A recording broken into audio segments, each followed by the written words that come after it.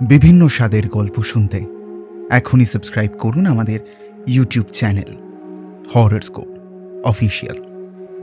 নমস্কার বন্ধুরা, আমি রয়েছি রক্তিম তোমাদের সঙ্গে, আর তুমি শুনছ হররস্কোপ অফিসিয়াল।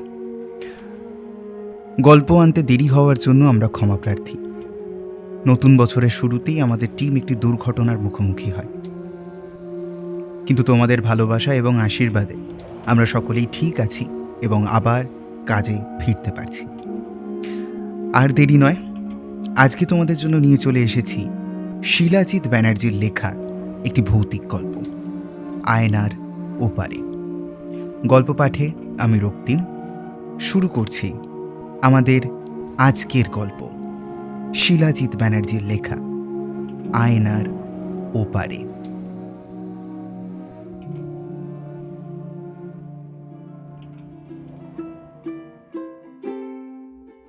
কিছুক্ষণ আগেই মেলটা পেলাম। Congratulation Sujan Acharya, you have been selected for the job. Phone করলাম পরমকে। পরম হলো আমার স্কুলের বন্ধু। ভাবছিলাম শ্যামবাজারের দিকে কে থাকে, তাকেই ফোনটা করা যাবে। আর ঠিক তখনই ওর কথা মনে পড়ল। পুরো নাম বোধহয় পরস্তুত, টাইটেলটা ভুলে গেছিলাম। সত্যি বলতে বহুদিন হয়ে গেল কথা হয় না, শুধু কন্ট্যাক্ট সেভ করা এই যা। শেষ দেখা হয়েছিল কলেজে থাকাকালীন। হঠাৎ করেই একদিন শপিং মলে দেখা হয়। ও নিজেই উপযাচক হয়ে নাম্বার শেয়ার করেছিল আমায়। অবাকই হয়েছিলাম। স্কুলে থাকাকালীন অনেক বেশি লাজুক ছিল, ব্যাস ওই অবধি। তারপর মিথ্যে বলবো না, ও ফোন করলেও আমি ধরিনি। আজ নিজে থেকে ফোন করব দরকারে, এটা ভেবে একটু স্বার্থপর মনে হলেও আমার আর কোনো উপায় নেই। হ্যালো। হ্যাঁ পরম, আমি সুজন বলছি রে। ভালো আছিস? হ্যাঁ, এই আছি রে। বল, অনেক দিন পর ফোন করলি, কিছু দরকার নাকি? কথাটা শুনে বুঝলাম ও বুঝতে পেরেছে, তাও বললাম হ্যাঁ মানে ওই, তুই শ্যামবাজারের দিকে থাকিস তো? হ্যাঁ, কেন বলতো? আসলে আমি একটা চাকরি পেয়েছি শ্যামবাজারের দিকে, তো তোর বাড়িতে যদি থাকার কিছু একটা ব্যবস্থা হয়, মানে আমি মাসোহারা দিতে রাজি আছি, কিন্তু আমার বাড়িতে? না হলে তো জানাশোনা থাকলে কোনো বাড়ি ব্যবস্থা করা যাবে কি? ভালো হয় তাহলে। দেখ, শিওর করে তো এখনই বলতে পারছি না, তবে দেখ ভাই, তুই হয়তো স্কুলের দিনগুলোর জন্য এখনও রেগে আছিস, কিন্তু সেগুলো তো নিছকই ছেলে মানুষই ছিল, বল। ওগুলো নিয়ে আর রেগে থাকিস না। আরে ধুর, আমি ট্যাঁড়া বলে রাগাতিস মনে আছে তো, সেটা নিয়ে কি এখনো পড়ে থাকবো নাকি? সোজা হয়ে লোকজন আর কত ভালোই বা থাকছে বলতো। যাই হোক, তুই বেশি ভাবিস না। শোন, আমি দেখছি কোনো দালালের খোঁজ পাই কিনা, কারণ আমি তো আর এসব বাড়ির খোঁজ টোজ রাখি না। পেলে তোকে ফোন নাম্বার দিয়ে দেবো, ঠিক আছে? তুই একবার কথা বলে নিস। হ্যাঁ বেশ বেশ বেশ, থ্যাংক ইউ ভাই, থ্যাংক ইউ থ্যাংক ইউ। আরে মেনশন নট। শোন, একদিন দেখা করিস, বুঝলি? একদম একদম। তারপর বাড়ি দেখে গিয়ে কথা বলে খুব কম ভাড়ায় একটা আদ্যিকালের বাড়ি ভাড়ায় পেলাম। এক শনিবার বিকেলে গিয়ে উঠেছিলাম নতুন বাড়িটায়। শরৎকাল, আকাশে একটু মেঘ, হাওয়ায় হালকা একটা গন্ধ। কদম না ধূপ ঠিক বুঝতে পারছিলাম না। বাড়িটা একটু বেশি পুরনো, তবে পার্শ্ববর্তী পরিবেশটা ভারী সুন্দর লাগলো আমার। নর্থ কলকাতার সেই আমেজ একদম প্রবলভাবে চোখে আর মনে এসে লাগে। চাকরির জন্য কলকাতায় পোস্টিং হয়েছি সদ্য, অফিস শ্যামবাজারে। তাই আশেপাশে ভাড়ার খোঁজে ঘুরতে ঘুরতে শেষমেশ একটা পুরনো বাড়ির খোঁজ পেলাম শেষ গলির বাঁকে। পাঁচিলের পাশে দাঁড়িয়ে থাকা 3 তলা এক দালান। বাড়ির নাম শুনে অবাক হয়ে গেলাম। আতপ চালের ঘর। আতপ চাল? ধান শুকোতো নাকি কোনো কালে এখানে? দোকানদার কাকুকে জিজ্ঞেস করেছিলাম। উনি হেসে বলেছিলেন, তা হতেই পারে, তবে এখন আর কেউ থাকে না। কেন? মানে বেশি দিন এখানে থাকে না কেন? তা জানি না, বাপ ঠাকুরদার আমল থেকেই বাড়িটা দেখছি। তেনাদের আড্ডা এই বাড়িতে বলেই জানি। বেশ তো, আমি যদি তেনাদের দেখা পাই আমি কিন্তু এসে গল্প করে যাব। যে ঘরটা আমার সেটা অবশ্য খারাপ নয়। দোতলার একটা ঘর, কাঠের দরজা, পুরনো আয়না আর বারান্দা। বাড়ির মালকিন লাবণ্য মজুমদার। শুকনো চেহারা দেখিয়ে বয়স বোঝার উপায় নেই, তবে আন্দাজ 60-এর বেশি হবেই হবে। কপালে বড় টিপ, চোখে মোটা ফ্রেমের চশমা। দরজা খুলে আমায় ঘরে ডেকে এনে বলেছিলেন, বাড়ি তো পুরনো, কিন্তু খুব মজবুত। আপনার মতো ভদ্র ছেলে পেয়ে শান্তি পেলাম। উনি অবশ্য এর আগে কয়েকবার বাড়ি দেখতে আসায় আমার ব্যবহার দেখে আমায় ভদ্র বলেছিলেন। আজকাল মুখ দেখলেই যে ভদ্র মানুষ সেটা হলফ করেও বলা যায় না, বা এমনটাও হতে পারে উনি আমার মুখ দেখেই ভদ্র বলেছেন। সেকালের মানুষ তো। তবে সে কারণ যেটাই হোক, প্রথম দেখাতেই এইভাবে আমায় ভদ্র বলে দিতে বেশ ভালোই লাগলো। চাবি দিতে দিতে বললেন, শোনো বাবা, সন্ধে 6টার পরে আর ছাদে উঠো না, বাতাস ভারী হয়ে যায়। সদ্য প্রশংসার পর হঠাৎ এই কথায় আমি একটু অবাক হলাম। হেসে বলেছিলাম, কেন, কোনো রকম গল্প আছে নাকি? না না। উনিও হালকা হাসলেন। সেই হাসিতে কেমন যেন নীরস ভাব ছিল, আর ছিল তাচ্ছিল্য। এর কারণ সেদিন বুঝতে পারিনি, কিন্তু পরে হাড়ে হাড়ে বুঝেছিলাম।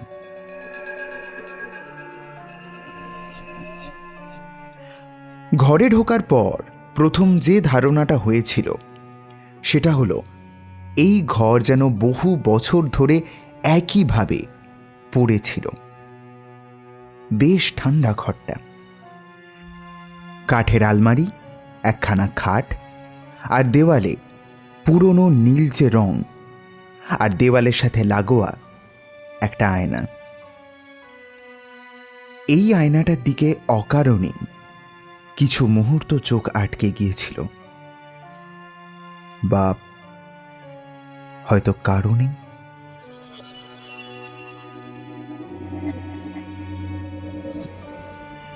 কারণ বলতে আয়নাটা তুলনামূলক ঝাপসা। ছোট যে বারান্দা, সেখান থেকে নিচে একটা গলি দেখা যায়। সেখানে একটা কলতলা, আর তার ঠিক পাশেই একটা কাঁঠাল গাছ। এই একমাত্র জিনিস যেটা আমার একদম ভালো লাগেনি। তবে আমি ভেবেছিলাম বাড়ির ভেতরে এত বড় একটা কাঁঠাল গাছ এ বাড়ি না নেওয়াই ভালো, কিন্তু পকেটের কথা চিন্তা করে নিয়েই নিলাম।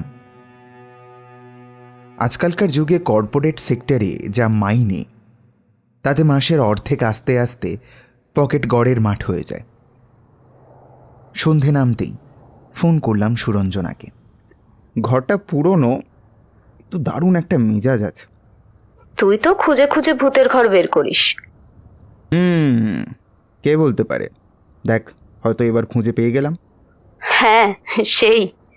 ও হাসল, কিন্তু আমার হাসি পেল না। এর আগে বহুবার ভূতুরে সান্নিধ্য আমি খুঁজেছি, আর যখন সেরকম একটা কিছু হাতের মুঠোয় পাওয়ার সম্ভাবনা দেখছি, তখন যেন হঠাৎই আমি প্রতিক্রিয়াহীন হয়ে পড়লাম। সেদিন সন্ধ্যেটা ভালোই কাটল। সুরঞ্জনার সাথে কথা বললাম, অনলাইনে খাবার অর্ডার করলাম, খেতে খেতে একটা ওয়েব সিরিজও শেষ করলাম। রাতে আর একবার সুরঞ্জনাকে ফোন করে যখন ঘুমোতে যাব, এমন সময় জানলার পর্দা হঠাৎ দুলে উঠল।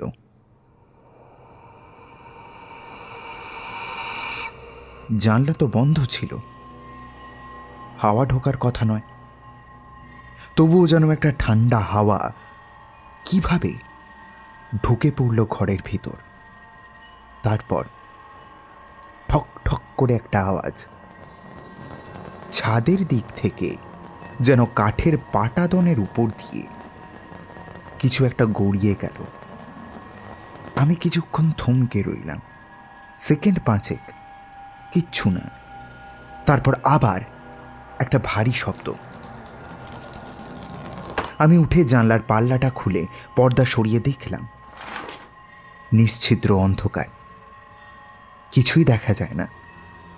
কিন্তু হাওয়ার সাথে একটা সুগন্ধ ভেসে এলো, ধূপ বা ধুনোর মতন কিছু নাকি।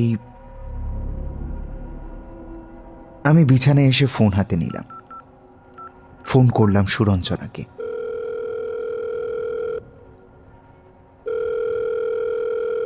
এই এক্ষুনি একটা জিনিস শুনলাম জানিস, ছাদের উপর কেউ যেন হাঁটছিল। তুই এখন থেকে শুরু করলি? আরে না রে, আমি তো প্রথমে চমকে গিয়েছিলাম, তারপর এখন আবার কেমন যেন একটা গন্ধ পাচ্ছি, সুগন্ধ। গন্ধটা কিসের কিছু বুঝতে পারলি? বুঝতে পারছি না, কোনো ধূপকাঠি বা ধুনো জাতীয় কিছু একটা হবে। এত রাতে ধূপ ধুনো, ব্যাপারটা একটু অকওয়ার্ড হয়ে যাচ্ছে না? হ্যাঁ তা ঠিক, কিন্তু কিসের গন্ধ বলতো? আতপ চাল নয় তো? কথাটা শুনতেই আমি একটা ঝাঁকুনি খেলাম। দেখ, ভূত আবার তোকে আতপ চাল রেঁধে খাওয়াতে পারে। যাক, তাহলে সাবধানে থাকিস, আতপ চাল খেয়ে আবার অ্যাসিড না হয়ে যায়। এই ইয়ার কি না রে, তুই এটা বলে আমার কৌতূহলটা বাড়িয়ে দিলি। ভূতেরা কিন্তু কৌতূহলী মানুষকে পছন্দ করে না। যাই হোক, এমনিও রাত হয়েছে, কাল অফিস আছে, ঘুমিয়ে পড়, টাটা। ওর কথাগুলো মজার ছিল বটে, কিন্তু আমার মনে একটা দাগ কেটে গেল। আতপ চাল, ঠিক সুগন্ধি আতপ চালের গন্ধ এটা হতে পারে।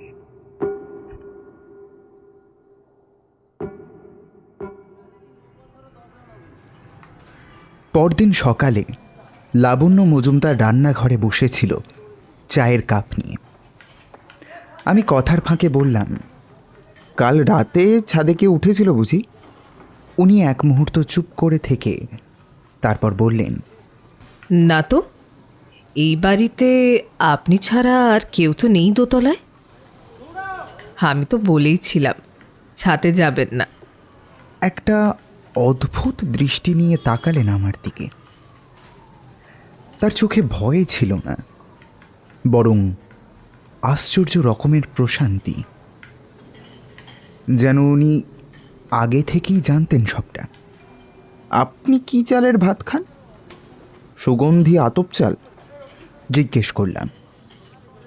সচকিত দৃষ্টিতে আমার দিকে তাকালেন লাবণ্য মজুমদার। তার চোখে একটা উজ্জ্বলতা লক্ষ্য করলাম, তবে সেটা আমার অনধিকার চর্চার উপর ক্রোধ কিনা বলতে পারবো না। হ্যাঁ, আমি আতপ চালের ভাতই খাই, অন্য চাল আমার ঠিক সহ্য হয় না। হ্যাঁ, আসলে কাল রাতে আমি আতপ চালের গন্ধ পাচ্ছিলাম, তাই জিজ্ঞেস করলাম। হত রাত অবধি জেগে থেকো না, এখন বয়স কম, শরীরের একটু যত্ন নাও। এই কথাটা উনি ভীষণ শান্ত কণ্ঠে বললেও আমার কেমন যেন সাবধান বাণীর মতো শোনালো। আর তার ফলেই আমি ওনাকে জিজ্ঞেস করতে ভুলে গেলাম যে এই বাড়িটার নাম আতপ চালের ঘর কেন। হয়তো আতপ চালের সঙ্গে এই বাড়ির কোনো ইতিহাস জড়িয়ে আছে। সেই রাতেই আমি প্রথম লোকটাকে দেখলাম, সিঁড়ির মাঝখানে দাঁড়ানো একটা ছায়া, স্থির ছায়া, কিন্তু অস্পষ্ট। আমি সবে অফিস ফেরত সিঁড়ি দিয়ে নিচ থেকে উঠে আসছি, তখনই দেখলাম একটা ছায়ামূর্তি দাঁড়িয়ে আছে, মাত্র এক মুহূর্তের জন্য। আর ঠিক তার পরের মুহূর্তেই সব ফাঁকা। আমি নিঃশব্দে ঘরে ফিরে এলাম। ঘুমোতে যাওয়ার সময় মনে হচ্ছিল জানলার বাইরে কেউ দাঁড়িয়ে তাকিয়ে আছে আমার দিকে। অনেকক্ষণ এভাবে কাটার পর উঠে গেলাম বাইরে। দরজা খুলে সেই গলি ধরে ছাদে ঘুরে এলাম একবার। কেউ নেই। ফেরার সময় আবার সেই আতপ চালের গন্ধটা পেলাম, তবে আগের দিনের থেকে গন্ধটা আজকে একটু বেশি। পরদিন সকালে ঘুম থেকে উঠেই কেমন একটা অস্বস্তি হচ্ছিল। কাল রাত্রে ঠিক করে ঘুমোতে পারিনি, বারবার ঘুম ভেঙেছে। আর বেশ অদ্ভুত রকমের কিছু স্বপ্ন আমাকে সারা রাত তাড়া করেছে। আমি একটা বট গাছের সামনে দাঁড়িয়ে, আমার চারপাশে আতপ চাল। সেখান থেকে ভয়ঙ্কর রকমের গন্ধ বের হচ্ছে। আর কাঁঠাল গাছের মোটা কাণ্ডের মধ্যে আমি আমার প্রতিবিম্ব দেখতে পাচ্ছি, কিন্তু সেই প্রতিবিম্ব জীবিত, আমায় যেন হাত ছানি দিয়ে ডাকছে। স্নান করে এসে হঠাৎ ঘরের কোনায় রাখা আয়নাটার দিকে চোখ গেল আমার। গতকাল যেটা সোজা ছিল, এখন সামান্য বাম দিকে হেলে রয়েছে সেটা। কাছে গিয়ে আয়নাটা সোজা করার চেষ্টা করলাম, কিন্তু কিছুতেই সেটা সোজা করতে পারলাম না। যেন আয়নাটার বাঁ দিকের নিচে কিছু একটা ওজন চাপানো রয়েছে।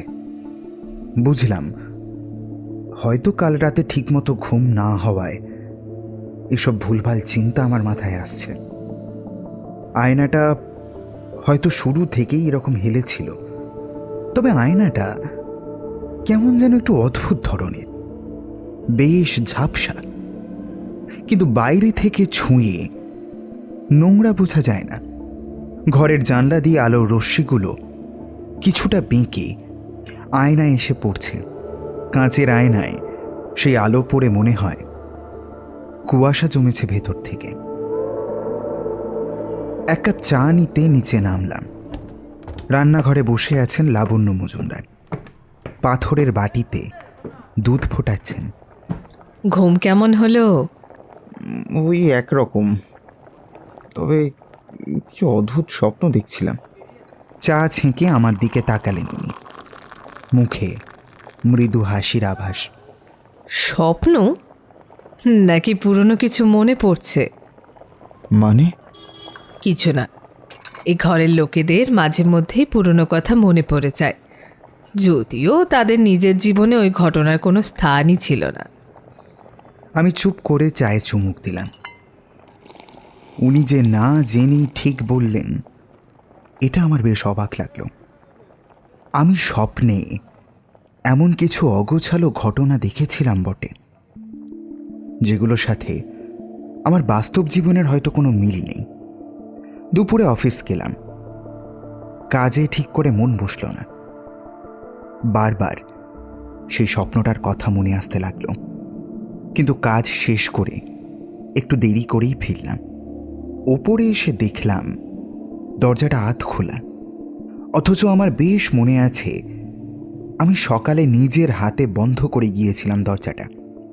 হতে পারে হয়তো মিস মজুমদার ঘর খুলেছিলেন পরিষ্কার করার জন্য। ভেতরে ঢুকে আলো জ্বাললাম, আর তৎক্ষণাৎ গন্ধটা আমার নাকে এসে ঝাপটা মারল। সুগন্ধি আতপ চালের গন্ধ। এতদিনই গন্ধটা ঘরের বাইরে পেতাম, আজ ঘরের ভিতর থেকেই পাচ্ছি। আমার মনটা কেমন যেন একটা বাজে ভাবনায় ভরে উঠল, যেন কিছু একটা ঘটছে আমার চোখের আড়ালে, আর তার উদ্দেশ্য যেন আমি।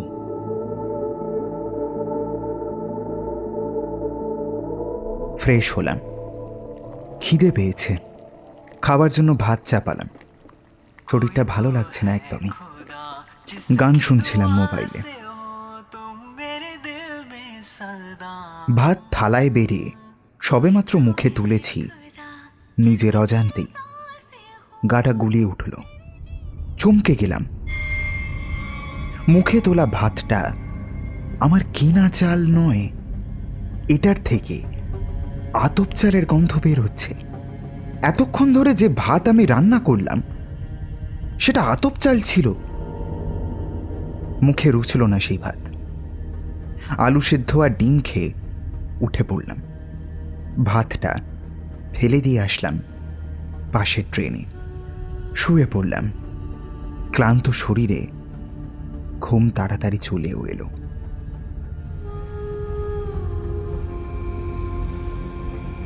ঘুমটা যখন ভাঙল তখন প্রায় মাঝরাত। বিছানায় উঠে বসতেই ঘুম ভাঙার কারণটা স্পষ্ট হলো। একটা মৃদু শব্দ হচ্ছে কোথাও, তার সঙ্গে বাতাসে ভেসে বেড়াচ্ছে একটা গন্ধ। তবে এই গন্ধটা আতপ চালের নয়, ভেজা কাপড়ের ভ্যাপসা গন্ধ যেরকম হয় ঠিক সেরকম। শব্দটা কোথা থেকে আসছে সেটা বোঝার জন্য বিছানা ছেড়ে উঠে খুঁজতে লাগলাম। কয়েক মুহূর্ত পর বুঝলাম, আর বুঝতেই গায়ের লোমগুলো খাড়া হয়ে উঠল নিমেষে। শব্দটা আসছে আয়নার ভেতর থেকে। কিছুক্ষণ হতভম্বের মতো দাঁড়িয়ে থেকে আয়নার দিকে আস্তে আস্তে এগিয়ে গেলাম আমি। আয়নায় দেখতেই চমকে উঠলাম। ঘরের জানালা দিয়ে বাইরের রাস্তার আলো এসে পড়ছে আয়নার প্রতিবিম্বতে, কিন্তু তাও সেটাকে দেখতে লাগছে একদম নিশ্ছিদ্র অন্ধকার। আমার মুখটা পর্যন্ত ঠিক করে দেখা যাচ্ছে না। কয়েক মুহূর্তের ব্যবধানে কানে এলো একটা মেইলি কণ্ঠের আওয়াজ, এবং সেটাও আয়নার ভেতর থেকেই আসছে। ঘ্যাস ঘ্যাসে কান্নার মতো কণ্ঠ, কিন্তু সেটা যেন আসছে অনেকটা দূর থেকে, ভীষণ পরিমাণে চাপা। শব্দটা ঠিক করে শোনার জন্য আয়নার গায়ে কান লাগিয়ে দিলাম। চলে আয়, চলে আয়, চলে আয়। কথাগুলো কানে স্পষ্ট হতেই, অবাক মুখ তুলতেই আয়নায় চোখ পড়ল আমার। এই কে? আর তৎক্ষণাৎ ভয়ে চিৎকার করে উঠলাম আমি। আয়নার গায়ে একটা মেয়ের মুখ। সে বিস্ফারিত চোখে আমার দিকে তাকিয়ে আছে। তার চোখের কোনো পাতা নেই।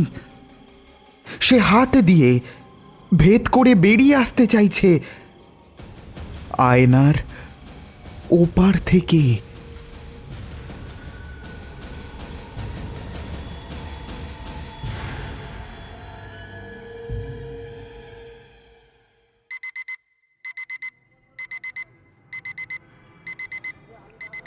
অ্যালার্মটা কানের পাশেই বাজছিল। উঠে দেখলাম সকাল হয়ে গেছে।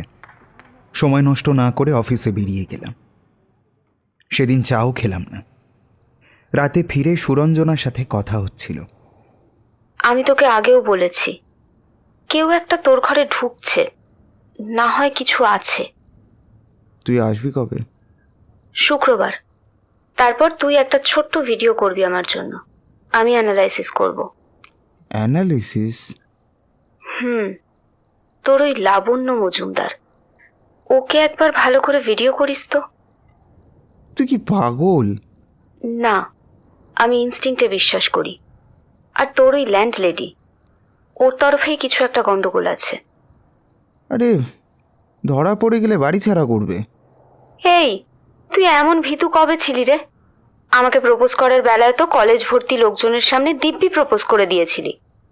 হ্যাঁ, কিন্তু ওটা আলাদা সিচুয়েশন ছিল। রিস্ক তো দুটোতেই, তাই না? সেদিন যদি আমি না করে দিতাম অতগুলো মানুষের সামনে, সেটাই বুঝি রিস্ক ছিল না? তুই না করতিস না, ভাগ। আর এবার ভিডিওটা না করলে আমি যাব না। ওফ, চালিয়ে মারলো। ইয়েস স্যার, আপনার উড বি ওয়াইফ যে। এখন শুয়ে পড়, টাটা। ফোনটা রেখে দেয় সুরঞ্জনা। যতই রিস্ক থাকুক না কেন, এই লাবণ্য মজুমদার ভদ্রমহিলার আচার আচরণ ভীষণ সন্দেহজনক। হয়তো এই কদিনের ঘটনার ব্যাখ্যা ওনার কাছে থাকলেও থাকতে পারে। হঠাৎ ছাদের ঠিক উপরে কিছু যেন পড়ল। সবে ঘুমটা এসেছিল, আবার সেই শব্দটা পেলাম। উঠে কিছুক্ষণ বসে রইলাম, বোঝার চেষ্টা করলাম যে স্বপ্ন দেখছি নাকি সত্যি সত্যি এটা ঘটছে। নিশ্চিত হওয়ার পর সাহস করে হাতে মোবাইল টর্চ নিয়ে সিঁড়ি দিয়ে ছাদে উঠলাম। ছাদ ফাঁকা, শুকনো পাতা উড়ছে হাওয়ায়, আর কোথাও কিচ্ছু নেই। তখনই কানে এলো একটা ফিস ফিসে গলা। নাম লিখে রাখো, আগে আসা হয়েছিল। সঙ্গে সঙ্গে ঘুরে তাকালাম আমি, কেউ নেই। টর্চ ঘোরাতেই দেখলাম ছাদের দেওয়ালে আঙুল দিয়ে আঁচড়ানো দাগ, নাম অর্ধেক মোছা, দন্ত স, আর তারপর অস্পষ্ট হরফ।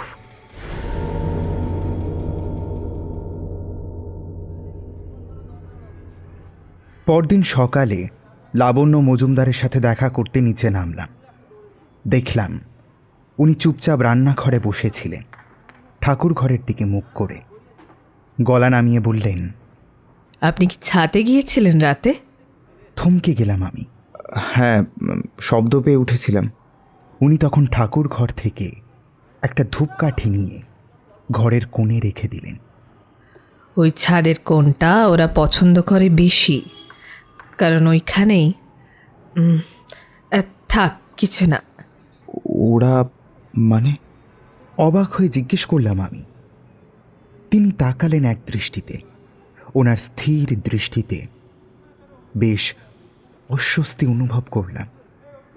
যারা ছিল, যারা আছে, আর যারা থাকবে।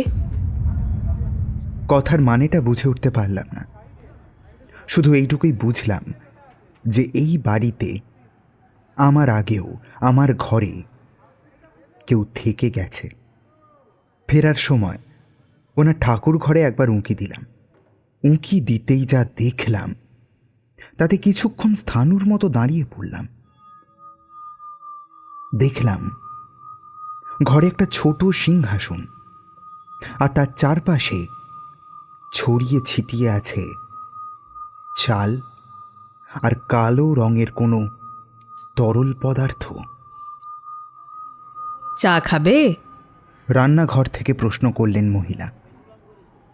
ওনার প্রশ্নেই সম্বিত ফিরে পেলাম, আর সঙ্গে সঙ্গে বললাম, না, আমি অফিস যাব বলে বেরিয়ে চলে এলাম। আর মনে মনে স্থির করলাম আজ রাতে এই ঘরের ভিডিও করব। পরম সেদিন দুপুরে অফিসে দেখা করতে এলো। পরমেরই এক পরিচিতের হাত ধরে এই বাড়িটার খোঁজ পেয়েছিলাম আমি। কিরে, কেমন আছিস? আছি এই একরকম। তুই হঠাৎ করে অফিসে? একটা আর্জেন্ট কথা ছিল, বুঝলি তো। তুই কি ওই বাড়িতেই থাকছিস এখনো? হ্যাঁ, কিন্তু তুই এভাবে জিজ্ঞেস করছিস কেন? পরম কিছুক্ষণ ইতস্তত করলেও একটু জোর করতেই সে বলল, আসলে ব্যাপারটা হলো, ওই বাড়িতে থেকেছে এর আগে দু একজন, কিন্তু তারা সবাই নিখোঁজ হয়ে গেছিলো, বুঝলি তো। মানে ব্যাপারটা এরকম নয় যে বাড়ি থেকেই নিখোঁজ হয়েছে। আসলে বাড়িটার বদনাম আছে বুঝলি তো। আর ওই বাড়ির মালকিনের মাথায় শুনেছি সমস্যা আছে। শোনা যায় নাকি উনি ওই কালা জাদু টাইপের নানা রকম জিনিসপত্র করেন। তুই সবটা জেনে শুনে এই বাড়িটা আমায় গচালি কেন? আরে আমি তো জানতামই না, সদ্য জানলাম একটা দালালের থেকে। আর সত্যি করে বলতো 2025-এ কেউ এইসব বিশ্বাস করে? তবু তোকে বলছি বুঝলি, একটু সাবধানেই থাকিস। ওই মালকিনের মানসিক রোগটা গুজব না হলে আবার সমস্যাজনক হতে পারে। কথাগুলো শুনে কিছুক্ষণ চুপ করে রইলাম। তারপর বললাম, কয়েকদিন ধরে আমিও বেশ কিছু ঘটনা লক্ষ্য করছি, সেগুলো একদমই ঠিক নয়। ওই মহিলা নিশ্চয়ই কিছু জানে, বা হতে পারে উনি অর্গ্যান ট্রাফিকিং করেন। ওরকম একটা জনবহুল জায়গায় সেটা হয়তো পারবে না, কিন্তু তুই যদি কালা জাদু টাদু টাইপের কিছু লক্ষ্য করিস তাহলে আবার চোখখান খোলা রাখিস কিন্তু। তবে কিছু খুঁজে না পেলে ওনাকে চার্জও করতে পারবো না। একবার খাটের নিচে দেখিস তো, পুরোনো বাড়ির নিচে টিচে তো অনেক কিছু লুকোনো থাকে শুনেছি। কি লুকোবে? ভূত? ভূত না হোক মানুষ, আর মানুষ যদি ভূতের মতো কিছু লুকিয়ে রেখে যায়। পরমের কথাগুলো ফেলে দেওয়ার মতো নয়।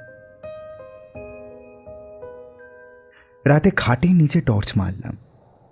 প্রথমে কিছুই দেখতে পেলাম না। তারপর আলো একটু ঘোরাতেই দেখলাম একটা পুরনো হাত ঘড়ি, ধুলোতে ভরা, কিন্তু কাজ করছে না। ঘড়ির কাঁটা 2:25 আটকে গেছে। ঘড়িটার পিছনে খোদাই করা দুখানা অক্ষর, এ আর সি। আমি একটু অবাক হলাম, আর তার সাথে এটা নিশ্চিত হলাম যে আমার ঘরে এর আগেও কেউ থেকেছে, আর তার নামের আদ্যক্ষর এ আর সি। আর কিছু আছে কিনা দেখার জন্য টর্চ ফেরাতে দেখলাম কিছু ছড়ানো আতপ চাল ছাড়া আর কিচ্ছু নেই। ওটা ওরই ছিল। সে সময় অনেক ঘড়ি ছিল, কিন্তু এইটাই ছিল থেমে যাওয়ার অভ্যেস। অকস্মাৎ গলার আওয়াজে চমকে উঠলাম। দেখলাম দরজার ঠিক পাশে দাঁড়িয়ে লাবণ্য মজুমদার। উনি যে কখন নিঃশব্দে এসে এখানে দাঁড়িয়েছেন বুঝতেই পারিনি। আমি ওনার দিকে তাকাতেই কেমন যেন একটা মৃদু অথচ বিকৃত হাসি হাসলেন। তারপর আর কিচ্ছুটি না বলে চলে গেলেন। ঘড়িটা বালিশের পাশে রেখে ঘুমিয়েছিলাম। ঘুম আসেনি, শুধু মনে হচ্ছিল পাশে কেউ যেন বসে আছে। তার শ্বাস প্রশ্বাসের ভারী চাপ খুব ধীরে ধীরে উঠছে আর নামছে। রাতে হঠাৎ জেগে উঠে দেখি ঘর অন্ধকার। ব্যালকনির দরজা খোলা, চাঁদের আলোয় পর্দা দুলছে, আর ঘরের এক কোণে কেউ যেন দাঁড়িয়ে। আমি ডাকলাম, কে? কোনো উত্তর নেই। আলো জ্বালালাম, কেউ নেই। সেই বন্ধ ঘড়িটা হাতে তুলে নিতেই চোখ স্থির হয়ে গেল আমার। বন্ধ ধুলো মাখা ঘড়িতে এখন সময় দেখাচ্ছে 3:03। পাশের দেওয়ালে আমার অলক্ষ্যে যেন একটা টিকটিকির মতো কারুর একটা ছায়া সরে গেল। ঘুম যখন ভেঙে গেছে তখন আর কিছু সময় অপেক্ষা করতে লাগলাম। আজই যাব মহিলার ঠাকুর ঘরে, ভিডিও করে রাখব। কাল সুরঞ্জনার আসার কথা। মিস লাবণ্য মজুমদারের ঘরে ঢুকেই বুঝলাম ঘর নিশ্ছিদ্র অন্ধকার। আলো বলতে যেটা যৎসামান্য আসছে সেটা ওনার শোবার ঘর থেকে, জানালা দিয়ে। সেটার উপর নির্ভর করেই এগিয়ে গেলাম ঠাকুর ঘরের দিকে। ঘরে ঢুকে মোবাইলের ভিডিওটা অন করলাম। আগের দিনের মতোই সব কিছু ঘরের মধ্যে। চেষ্টা করছিলাম ঘরের যতটা অংশ ভিডিওতে দেখানো যায়, কিন্তু বুঝলাম ঘরে আর তেমন কিছুই নেই। সব থেকে আশ্চর্যের বিষয়, ঠাকুরের সিংহাসন আছে, কিন্তু তাতে ঠাকুরের কোনো মূর্তি বা ছবি নেই। আর আগের দিন যে কালো তরলে দেখা পেয়েছিলাম, আজ বুঝলাম সেটা আর কিছুই নয়, রক্ত। সিংহাসনের কাছে যেতে দেখলাম তার সামনে লাল কালি দিয়ে একটা চতুর্ভুজ আঁকা, আর তার মাঝে একটা মানুষের ছবি। ছবির ওপর ছড়ানো আতপ চাল। ছবির সামনে যেতেই দেখলাম সেই ছবির মানুষটা আর কেউ নয়, আমি নিজে।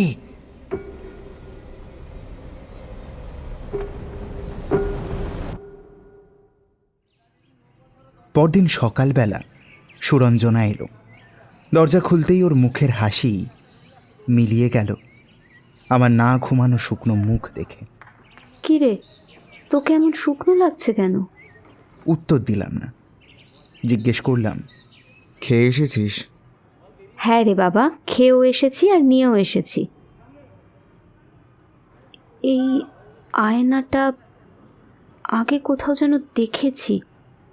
এই বাড়িতে একটাই তো আছে। ও আবার তাকালো আয়নার দিকে, বলল, আয়নার গায়ে লাল ছোপ কেন? আমি চমকে তাকালাম। সাদা কাঁচ, একটু ঝাপসা বটে, কিন্তু কোথাও কোনো ছোপ নেই। ছোপ? কোথায় ছোপ দেখছিস তুই? ওই তো ওপরে, ওই বাঁ কোনায় রক্তের মতো ছোপ। না তো ওটা কি? আমি মুখ ফিরিয়ে কিছু একটা বলবো, তার আগেই দেখি দরজার পাশে দাঁড়িয়ে লাবণ্য মজুমদার। মেয়েটি দেখতে পায় ওর চোখে আগের কিছু লেগে আছে। মানে আগেও এসেছিল এ ঘরে, ঠিক এই আয়নার সামনে। তখন ওর নাম ছিল অন্য, আর মুখও। এবার আমার মাথাটা ভীষণ গরম হলো। আমি মেজাজ হারিয়ে ফেললাম। মিস মজুমদার, আমার মনে হয় আমাদের কিছু একা কাটানোর সময় চাই।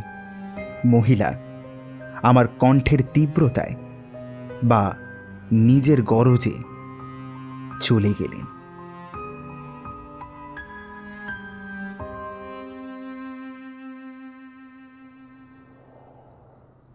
সন্ধ্যের পর সুরঞ্জনা একা ঘরে বসেছিল। আমি নিচে লাবণ্য মজুমদারের সঙ্গে কথা বলছিলাম। এই বাড়ির আগের ভাড়াটেরা কোথায় গেছে? কেউ যায় না, শুধু সময়টাই পাল্টে যায়। আপনার বয়স কত? অনেকেরই প্রশ্ন ছিল, অনেকেই জানতে চেয়েছে। তাদের অনেকেই এখন কোনো কথাই বলে না, একেবারে মুখ বন্ধ। উনি ঠোঁট চেপে হাসলেন। আমি আর কিছু বললাম না। উনি যে মিষ্টি কথায় আমাকে হুমকি দিলেন সেটা বুঝতে পারলাম। মনে হচ্ছিল ভীষণ কিছু একটা অশুভ ঘটতে চলেছে। আমি ঘরে ফিরে এলাম। ফিরে আসতেই সুরঞ্জনা আমায় দৌড়ে এসে জড়িয়ে ধরল। বলল, আমার না এখানে থাকতে ভয় লাগছে সুজন। আমি এখান থেকে যেতে চাই, আর তুইও এক মুহূর্তও এই বাড়িতে থাকবি না। এ কি হয়েছে? আরে শান্ত হও। আরে কি হয়েছে বল আমায়। এই, ওকে নিয়ে গিয়ে বিছানায় বসালাম, জল দিলাম। সেটা খেয়ে কিছুটা ধাতস্থ হলো। বলল, তুই যখন নিচে গিয়েছিলি তখন আমি এই ঘড়িটা দেখছিলাম। হঠাৎই দেখলাম ওই আয়না থেকে একটা শব্দ হচ্ছে, কেউ যেন ডাকছে। কাছে যেতেই দেখলাম একটা মেয়ে দাঁড়িয়ে আছে।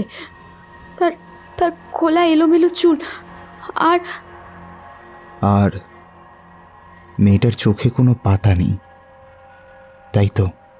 তুইও দেখেছিস তাকে? হ্যাঁ, কিন্তু স্বপ্নে। আমি মানসিক অশান্তিতে ভুগছি রে। তুই এসেছিস বলে মনে অনেকটা জোর পাচ্ছি আমি।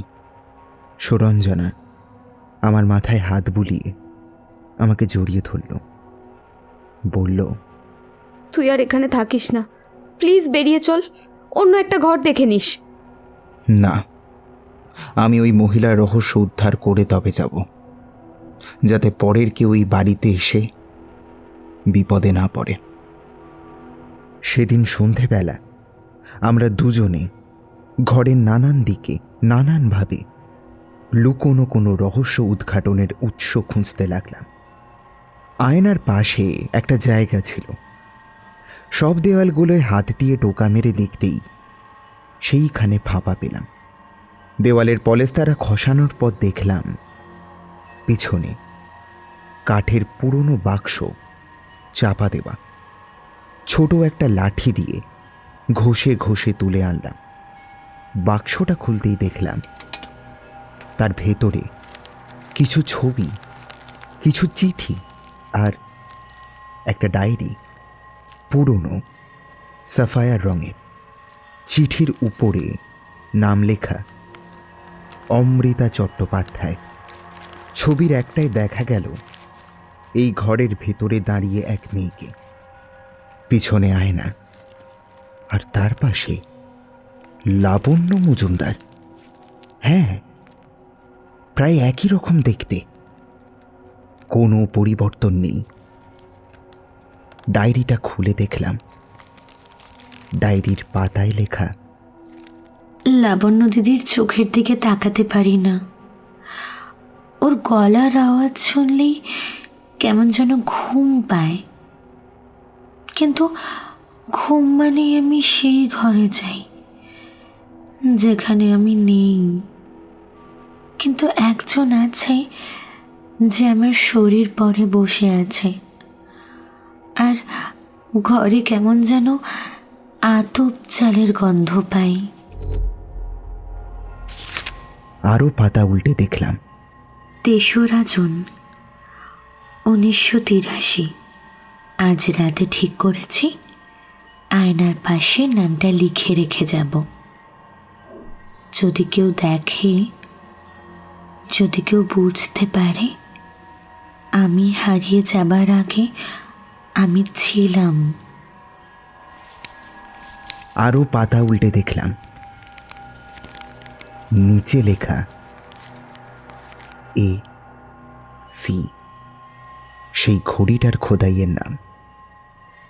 অর্থাৎ সেই ঘড়িটা অমৃতা চট্টোপাধ্যায় নামক এই মেয়েটা। ডায়েরির কয়েকটা পাতা পড়ে লাবণ্য মজুমদারের উপর প্রবল ক্ষোভ জন্মালো আমার। মনে মনে শপথ করলাম এর শেষ দেখে তবেই ছাড়ব।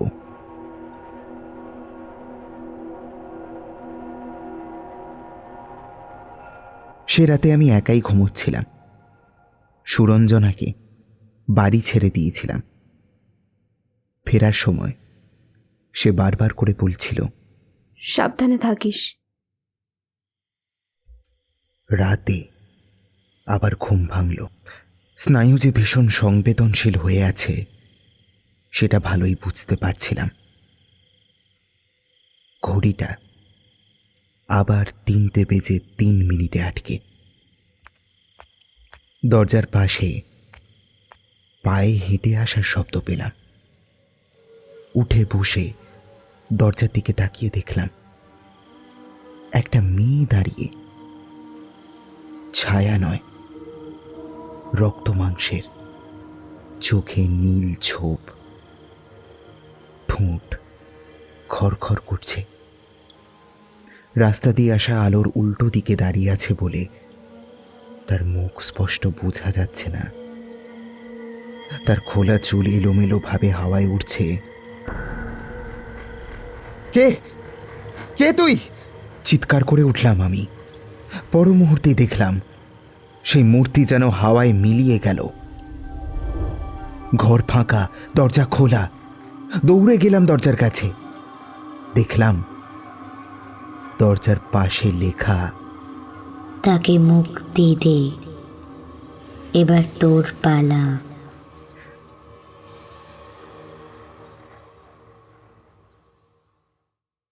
পরদিন পরমের সাথে দেখা করলাম, সবটা বললাম ওকে। সব শুনে পরম বলল, শোন, তুই বেশ করে প্রমাণ কর, মঙ্গলবারের মধ্যে কিন্তু ওই মহিলার মুখোশ খুলে ফেলতে হবে। সন্ধেবেলা আমি ডায়েরির শেষ পৃষ্ঠাটা খুঁজছিলাম। সুরঞ্জনা চলে যাওয়ার সময় একটা বাক্স রেখে গিয়েছিল, যাতে ডায়েরির পাতাগুলো আলাদা করে বাঁধা ছিল। শেষ পৃষ্ঠা 8ই জুন 1993।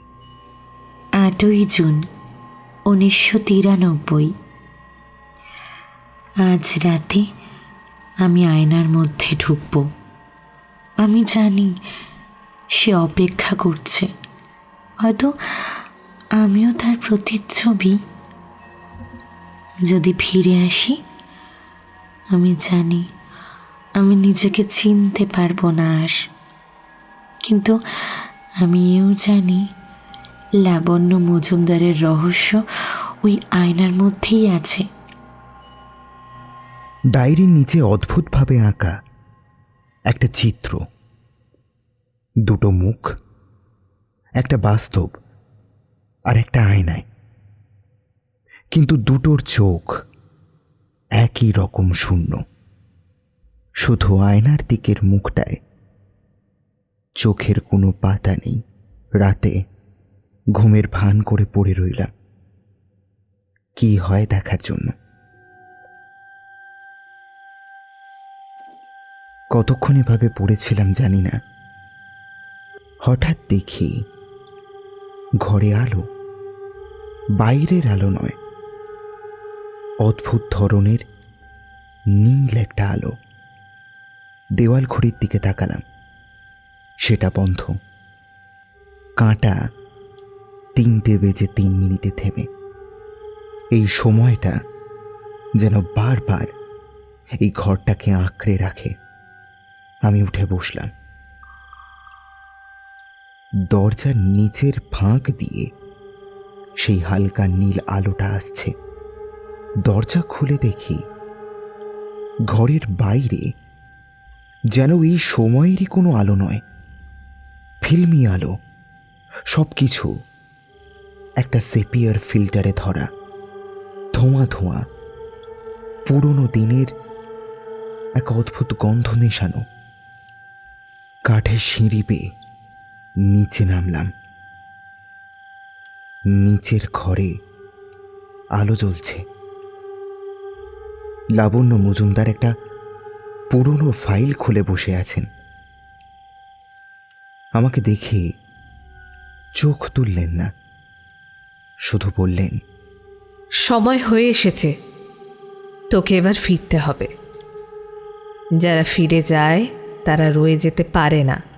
তার গলার স্বর বদলে গেছে।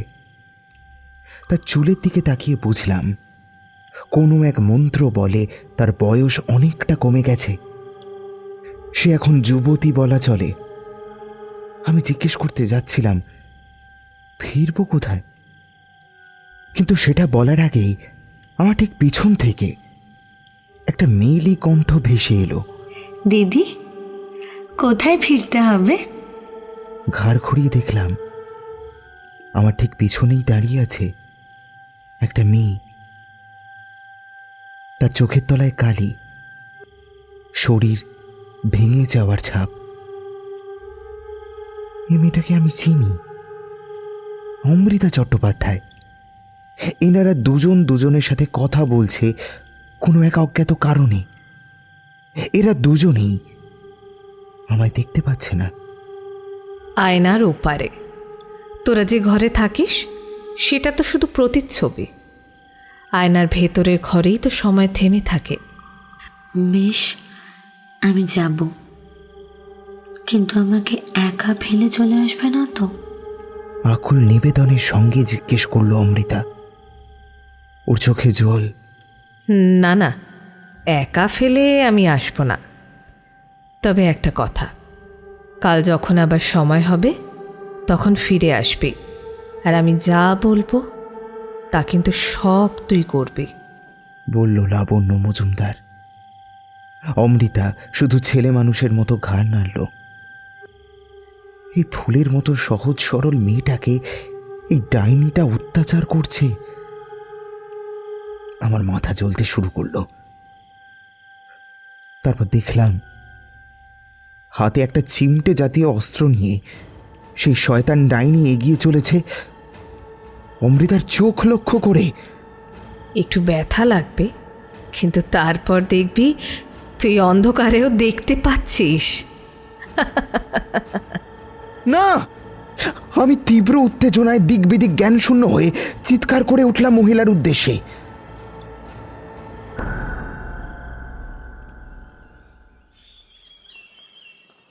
দেখলাম ভোরের আলো ঢুকছে জানলা দিয়ে। মানে আমি আবার স্বপ্ন দেখছিলাম। কিছু মুহূর্ত বিছানার উপর বসে একটু ধাতস্থ হলাম। বুঝলাম কাল রাতে ঘুমের ভান করতে গিয়ে ঘুমিয়েই পড়েছিলাম। আর তারপর ওই স্বপ্নটা দেখলাম। এটাও বুঝলাম কালকের দেখা স্বপ্নটা মোটেই কল্পনা নয়, বরং অতীতের কিছু ঘটনা আমায় দেখানো হয়েছে। একবার আয়নার দিকে তাকালাম। কতই না অত্যাচার সহ্য করতে হয়েছে এই সহজ সরল মেয়েটাকে। তার আত্মাকেও এরা শান্তি দেয়নি। শান্তি দেয়নি এই মহিলা। আজ মঙ্গলবার, সব অমঙ্গল আজই দূর করব বাড়ি থেকে। সন্ধে হতে পরমকে ফোন করলাম। সে বলল, শোন, তুই সন্ধে ওনার ঘরে গিয়ে ওনাকে প্রমাণ সহ এক ঘরে রাখার চেষ্টা করবি, ঠিক আছে? আর আমি পুলিশ নিয়ে বাইরে দাঁড়িয়ে থাকবো। করেক্ট? সিঁড়ি দিয়ে নিঃশব্দে খালি পায়ে নেমে গেলাম নিচের ঘরে। আজ আবার সেই আতপ চালের গন্ধটা পাচ্ছি, কিন্তু আজ সেই গন্ধ অনেক বেশি উগ্র, নাকে জ্বালা ধরিয়ে দেওয়ার মতো। নিচে গিয়ে দেখলাম রান্নাঘর ফাঁকা, শোবার ঘরের দরজা খোলা। অনৈতিক হয়তো অন্য সময়, কিন্তু সেই মুহূর্তে কিছুই মাথায় এলো না। উঁকি দিলাম শোবার ঘরে, ফাঁকা, কেউ নেই। শেষমেশ ঠাকুর ঘরের কাছে গিয়ে দেখলাম সেখানেও কেউ নেই। মহিলা কি কিছু আঁচ করে ভাগলো? ইস! দেওয়ালে ঘুষি মারতে ইচ্ছা করলো আমার। হঠাৎ মাথায় এলো পুলিশকে প্রমাণ দেখালেও হয়তো কিছু সুরাহা হতে পারে। আমি ঠাকুর ঘরে ঢুকলাম মোবাইলের ফ্ল্যাশটা চালিয়ে। এই ঘরের মধ্যে সেই আতপ চালের গন্ধটা অস্বাভাবিক রকম তীব্র। নাকে হাত চাপা দিয়ে খুঁটিয়ে খুঁটিয়ে প্রত্যেকটা জিনিসের ভিডিও করতে লাগলাম। আজ দেখলাম চারিদিকে আতপ চালের স্তূপ। এত আতপ চাল সেই মহিলা পায় কিভাবে? চারিদিকে কিসব পাখি বা জীবজন্তুর হাড়গোড় পড়ে আছে। গন্ধটা এতটাই তীব্র হচ্ছে যে আমি যেন নাক চাপা দিয়েও সামলাতে পারছি না। হঠাৎ দরজাটা একটা প্রবল শব্দ করে বাইরে থেকে বন্ধ হয়ে গেল। আর তারপরেই শুনলাম লাবণ্য মজুমদারের অট্টহাসি।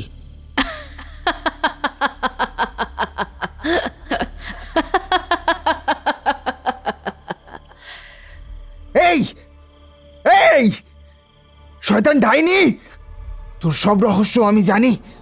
দরজা খোল। তুই কি ভেবেছিস আমায় এভাবে বন্দি করে তুই পার পেয়ে যাবি? হ্যাঁ, তোর মুখোশ আমি খুলেই ছাড়বো। খোল। তুই অনেক কিছু জেনে ফেলেছিস। ভেবেছিলাম তুই ভদ্র, তোকে কষ্ট দেব না আয়নার মধ্যে পাঠানোর আগে, কিন্তু না, তোর মধ্যেও সেই বজ্জাতি বুদ্ধির চাগার দিয়েই দিল। বাইরে পুলিশ দাঁড়িয়ে, আমার বন্ধু দাঁড়িয়ে, তুই আমার কিছু করতে পারবি না। ডাইনি, একবার ফোন করলেই। তাই নাকি? কর, ফোন কর তবে। আমি পরমকে ফোন করলাম, সুইচ অফ। বুকটা ছ্যাঁত করে উঠল। কি রে, ফোন ধরলো? হ্যাঁ, আমি পাগলের মতো দরজায় করাঘাত করতে লাগলাম। এই এই দরজা খোল, তোর মধ্যে সাহস থাকলে দরজা খোল, টাইনি দরজা খোল। উগ্র গন্ধটা আস্তে আস্তে আমার মাথার ভেতরে সবটা তালগোল পাকিয়ে দিচ্ছে। আবার গা গুলোচ্ছে। মহিলা বাইরে থেকে অট্টহাসি করতে লাগলো, বলতে লাগলো, তোর বন্ধু ফোন ধরবে না, তোকে এই ঠিকানার খবর খেয়ে দিয়েছে। তার মানে আমার আমার শৈশবের বন্ধু পরম। বসে পড়লাম দরজার পাশে, মাথা ঝিমঝিম করছে আমার। মনে হচ্ছে আমি আমি আমি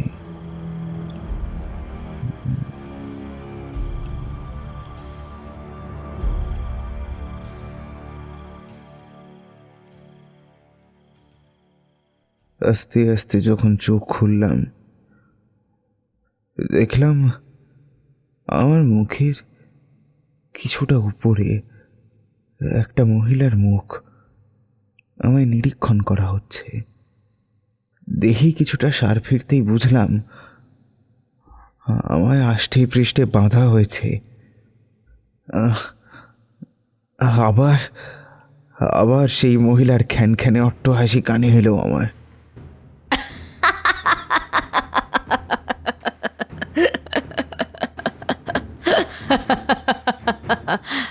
আজ আজ তুই আয়নায় যাবি, সময় হয়েছে, অনেক অনেক আগেই তোর সময় হয়েছে। তোকে ছাড় দিয়েছিলাম, কিন্তু তুই তুই তো সেটার যোগ্য নয়, তাই ভাবলাম তোকে বেশ করে শাস্তি দেওয়া যাক। দেখলাম তার হাতে সেই একই রকম চিমটে, যেটা যেটা আমি স্বপ্নে দেখেছিলাম। আমি চিৎকার করতে গিয়ে বুঝলাম আমার মুখও বাঁধা। জানিস, আমার মা চোখে ভালো দেখতে পেত না, চোখের পাতাগুলো আধ বোঝা ছিল, কারণ আমি পেটে থাকাকালীন সিঁড়ি থেকে পড়ে গিয়েছিল।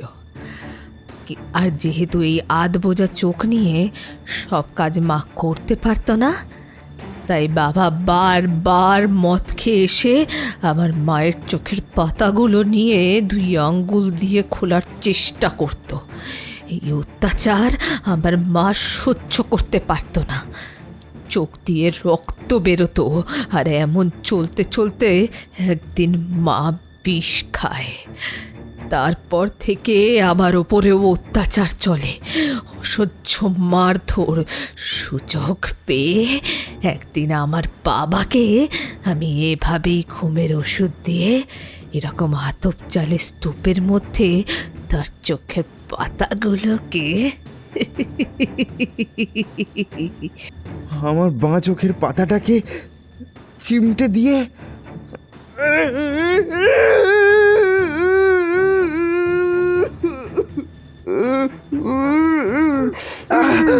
অমানসিক যন্ত্রণায় চিৎকার করে উঠলাম। মুখ থেকে শুধু গোগানি বেরোলো।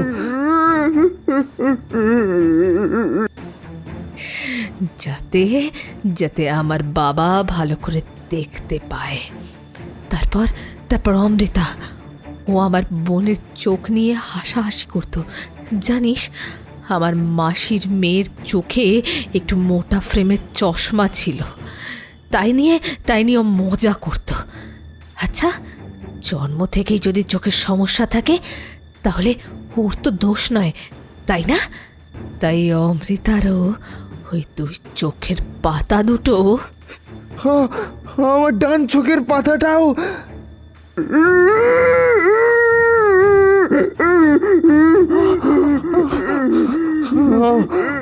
আমার যন্ত্রণায় দম বন্ধ হয়ে আসছে। ব্যথা লাগছে তাই না?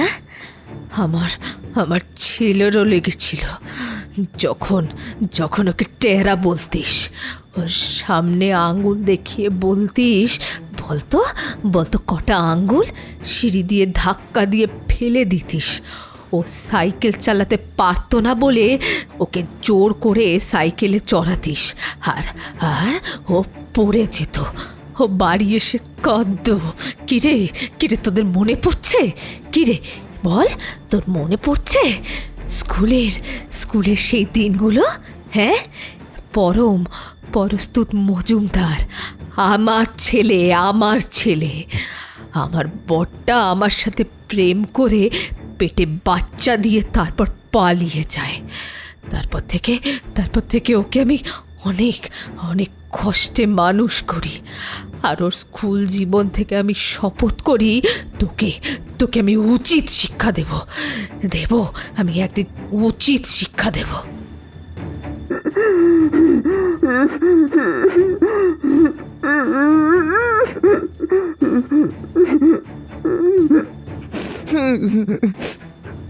আমি যন্ত্রণায় শুধু মুখ বাঁধা অবস্থায় কাঁদতে লাগলাম।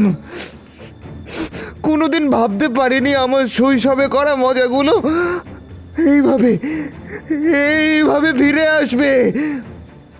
কালা জাদু আমি অনেক দিন ধরেই জানি, শুধু বয়স বাড়ছে বলে সময় নিয়েছি। তোকে আমি বশ করতে চাইনি, কারণ তুই ভদ্রভাবে ছিলি বলে। কিন্তু কুকুরের লেজ, কি আর করি বল, অনেক দিন ঠিক করে ঘুমাসনি তাই না? নে তো সময় হয়ে এসেছে, এবার চোখ খুলেই ঘুমা। হ্যাঁ, এবার চোখ খুলেই ঘুমা।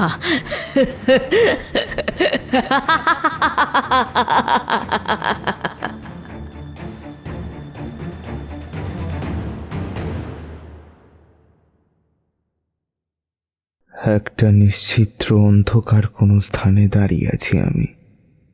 আমার সামনে একটা কাঁচের সীমানা, যাকে আমরা আয়না বলে জানি। শুধু তফাৎ এই, আমি আয়নার এপারে আর সাধারণ মানুষ আয়নার ওপারে। এখানে সময়ের খেয়াল আসে না, বা হয়তো সময় চলেই না, থমকে আছে। কতক্ষণ জানি না। আয়না থেকে দেখতে পেলাম ওপারে কিছু মানুষজনের দল। একে একে সবাইকে দেখতে পেলাম। পুলিশ, লাবণ্য মজুমদার, পরম, আমার বাবা, আর সুরঞ্জনা, ওর মাও এসেছে দেখলাম। ওদের কথাগুলো যেন খুব দূর থেকে ভেসে আসছে। শোনার চেষ্টা করলাম অল্প অল্প। সুরঞ্জনা কাঁদছে।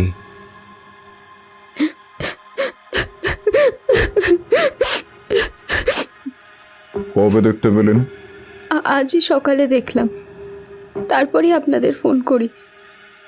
ওর সাথে আমার শেষ কাল সন্ধ্যায় কথা হয়েছে। কিছু মুহূর্ত পর কয়েকজন পুলিশ কর্মচারী একটা সাদা কাপড়ে মোড়া দেহ নিয়ে এলো, আর সুরঞ্জনা আবার টুকরে কেঁদে উঠল। একজন পুলিশ কর্মচারী দেহটার মুখের উপর থেকে কাপড় সরিয়ে দিল।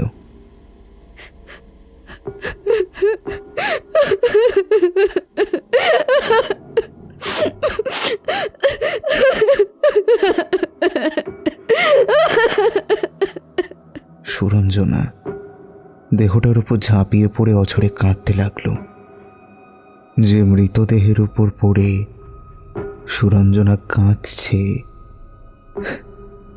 সেটা আর কারণ নয়, সেটা আমার। দেখুন, আন্দাজ করা যাচ্ছে গতকাল রাতেই আপনার ছেলে এই বাড়ির ভিতরের ওই কাঁঠাল গাছে গলায় দড়ি দিয়ে আত্মহত্যা করেছে। আমার বাবার উদ্দেশ্যে বলল পুলিশ। আমি সব কিছু এড়িয়ে আমার মৃতদেহের চোখের দিকে তাকালাম। সেখানে রক্ত মাংসের চোখের পাতা রয়েছে।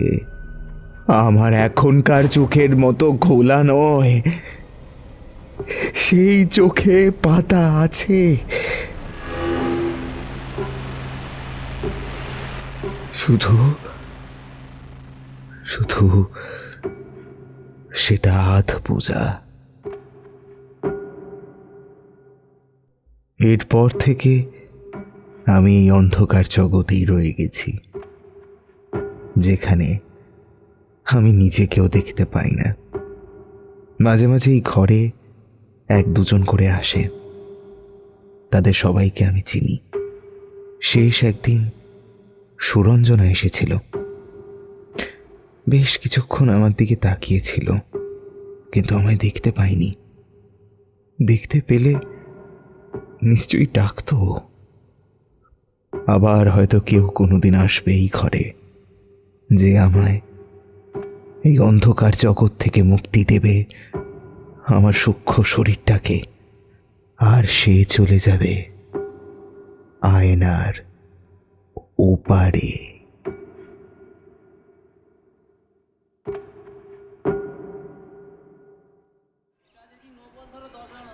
নমস্কার। আচ্ছা কাকু, বলছি এই বাড়িটায় কি কেউ থাকে না? এক বৃদ্ধ লোক থাকেন বটে। তা তুমি কি নতুন ভাড়াটিয়া নাকি? হ্যাঁ হ্যাঁ, আমি নতুন ভাড়াটিয়া। তা বাড়িটার এরকম বিদঘুটে নাম কেন? আতপ চালের ঘর। আমি ছোটবেলা দিয়ে দেখছি। তবে একটু সাবধানে থেকো বাবু। এর আগে এখানে কিন্তু অনেকে মরেছে। ও নিয়ে চাপ নেবেন না, ভূতদের সাথে আমার সেটিং আছে। আসছি কাকু, মাঝে মধ্যে চা খেতে আসবো।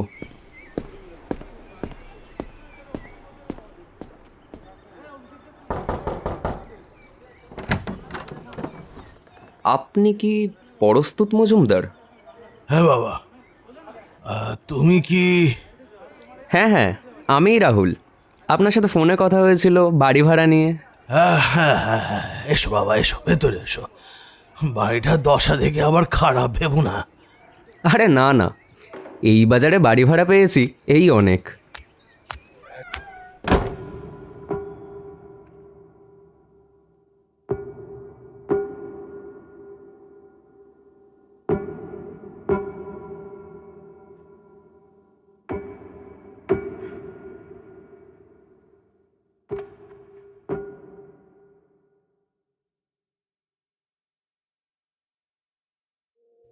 শুনছিলে শিলাজিৎ ব্যানার্জির লেখা আয়নার ওপারে।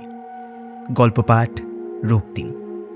অন্যান্য চরিত্রে অনুভব, সৌমিলি, সুচিস্মিতা, রুভিনা, চন্দ্রিল, ঋদ্ধি এবং আমি রক্তিম। স্ক্রিপ্টিং অনিন্দিতা, আবহ ঋদ্ধি, শব্দ সংযোজন রিম্পা, পরিবেশনা ও পরিচালনায় টিম হরস্কোপ। আমরা খুব তাড়াতাড়ি ফিরছি আমাদের পরবর্তী উপস্থাপনা নিয়ে। ততদিন সবাই ভালো থাকবেন আর সকলকে ভালো রাখবেন। আর আপনারা এতদিন ধরে আমাদেরকে যেভাবে ভালোবেসে এসেছেন, আমাদেরকে আশীর্বাদ করে এসেছেন, ঠিক তেমনটাই করবেন। আজকের গল্প এখানেই শেষ। আমরা ফিরছি নতুন গল্প নিয়ে খুব তাড়াতাড়ি।